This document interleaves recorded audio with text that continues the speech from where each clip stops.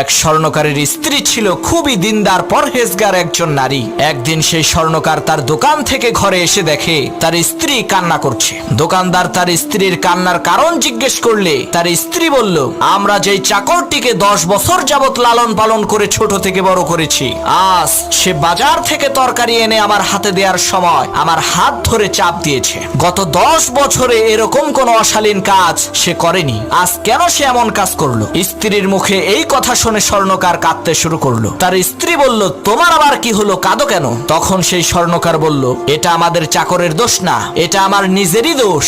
আজকে এক সুন্দরী মহিলা আমার দোকান থেকে চুড়ি কিনতে এসে হাতে পরতে পারছিল না, তখন সে আমাকে চুড়িটা পরিয়ে দিতে বলে। আমি তার হাত ধরে দেখি তার হাতটা খুবই মসৃণ আর তুলতুলে, তাই খারাপ নিয়তে আমি তার হাতটা ধরে একটা চাপ দিয়েছিলাম। আমার এই অপকর্মের কারণে আজকে আমার বিশ্বস্ত চাকর তোমার সাথে এমন আচরণ করেছে।